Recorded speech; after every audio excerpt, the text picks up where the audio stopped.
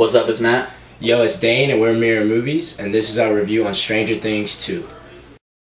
Let me take you to the movie, shorty. I'm sure later on you will be my baby. Stranger Things 2 is the second season of...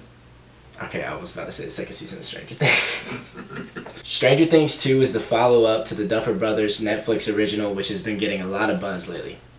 A lot of buzz. Stakes are very high.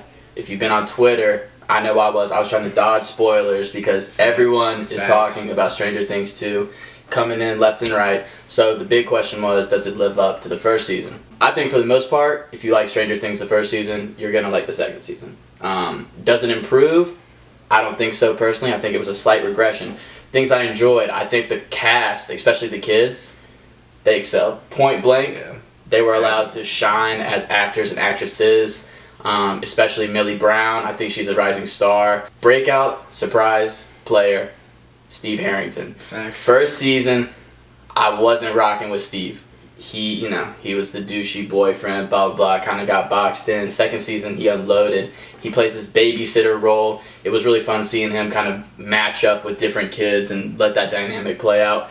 By the end of the season, I had a huge crush on him. I thought, Yeah.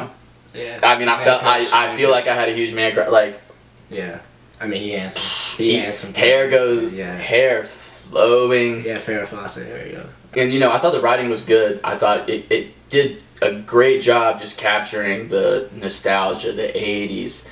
You felt like, okay, every time I turn on an episode, I know I'm going to get transported into, Hawkins. Where I don't think it improved on the first season was, I just felt like, in terms of the storyline, the plot, it said, okay, let's take what happened in season 1 and just add more. Inflate it. It didn't set it apart. It didn't set itself apart, and it kind of, I think, maybe fell into the trap that some second seasons do, where they play too heavily on the what works in the first season and they don't take enough risk in the second. Yeah. But overall, I thought that it was a serviceable follow-up. I thought it was a good continuation of the Stranger Things franchise.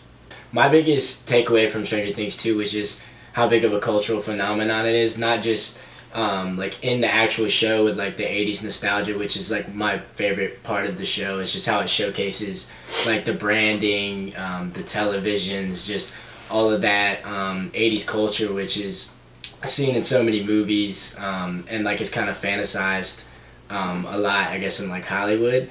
But I think they do it really well, and like a lot of times that can go a bit corny. Yeah. It can get, it could go awry. So I thought that they did really well there, especially tying in like this science fiction storyline within that kind of it had that setting. It felt like a comic book, like back in. It felt like old sci-fi television. I thought the writing was good, staying true to like their brand and what they started in season 1. I did feel like they stretched on certain storylines.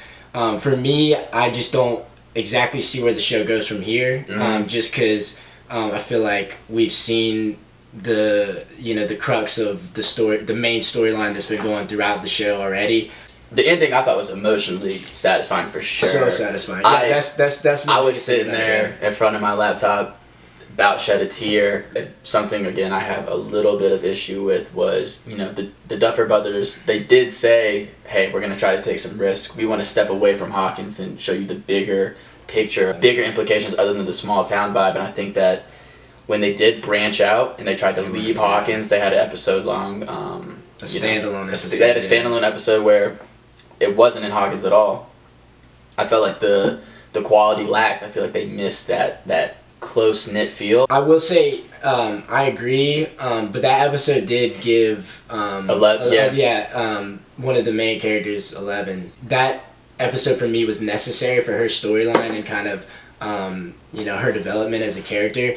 I think they kind of missed the mark a little bit. I agree. I agree. Maybe being a little too harsh. They could have done a little better with that. They could, but it was necessary. It was necessary. Yeah, it did. I mean, and anytime we can get an episode with more 11, I'll take it. Exactly. Because in my opinion, she's the star. Yeah. Whenever she's on screen, my attention is. I'm honed in a little bit more. Phone kind of lighting up. I'm like, yo, what's going on? I'm gonna have to give Stranger Things 2 an 8.1 out of 10. It's still great television. I enjoyed it immensely. I just feel like it was a slight step back from the first season. I'm going to give it an 8.5 just because I agree that it was a step back from the first season, but I still feel like it was up to par with the standard of that aesthetic, and the writing was up to par as well. I'm just interested to see where it goes from here. That's an 8.3 Meera score for Stranger Things Season 2. That's our first Meera score, 8.3 for Stranger Things 2. Let's sit down and just be by my side. This is a brand new channel, so most of you guys are new to it, so make sure you like this video and go subscribe to our channel. We're going to be dropping reviews every Thursday. So every Thursday you guys are going to get a Come back and we're going to get a brand new review. So if you want it, you want to get notified the second it drops, go ahead and subscribe. Let me take you to the movie, shawty. I'm sure later on you will be my baby.